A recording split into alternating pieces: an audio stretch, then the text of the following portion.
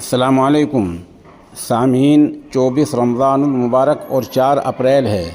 خبر کا عنوان ہے بی جے پی کو ہرانا ناممکن نہیں ہے، ہرایا جا سکتا ہے۔ ہم کچھ اس بارے میں تفصیل پیش کرتے ہیں۔ ہیڈنگ یہ ہے، یہ مت سوچیں کہ بی جے پی ناقابل شکست ہے۔ اگر آپ باہر جا کر ووٹ دیتے ہیں تو آپ اسے شکست دے سکتے ہیں۔ بی جے پی کو 29 ریاستوں میں سے صرف 6 میں واضح اکثریت حاصل ہے۔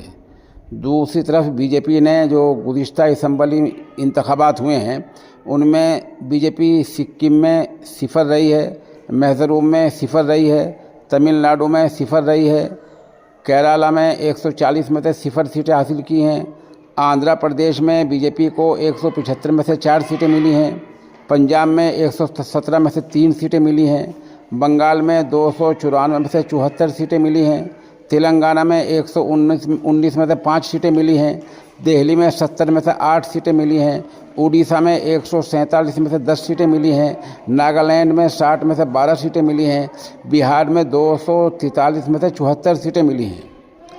جن ریاستوں میں بی جے پی کے ساتھ مخلوط حکومت ہے، میگھالیہ میں 60 میں سے 2 سیٹیں بی جے پی کے پاس ہیں، جموں کشمیر میں 87 میں سے 25، گوا میں 40 میں سے 13۔ ملک بھر میں اسمبلی حلقوں کی کل تعداد 4139 سیٹوں میں سے بی جے پی کے پاس 1516 سیٹیں ہیں، جن میں سے 925 سیٹیں 6 ریاستوں جیسے Gujarat, Maharashtra, Karnataka, U P, M P, Rajasthan میں ہیں۔ معنی اور مفہوم واضح ہے، بی جے پی کی کوئی لہر یا طوفان نہیں ہے۔ آج بھی ریاستوں میں بی جے پی کے پاس صرف 36% سیٹیں ہیں۔ یہی وجہ ہے کہ بی جے پی چیف منسٹروں کو گرفتار کرانے اور چناؤ سے پہلے اپوزیشن کی اہم پارٹی کے بینک اکاؤنٹس منجمد کرنے پر جا رہی ہے۔ آپ سے درخواست ہے کہ بی جے پی کے بارے میں سچائی کو پھیلانے کے لیے اس پوسٹ کو زیادہ سے زیادہ شیئر کریں، کیونکہ کوئی بھی بڑا تجارتی میڈیا چینل یہ سچ نہیں بتائے گا۔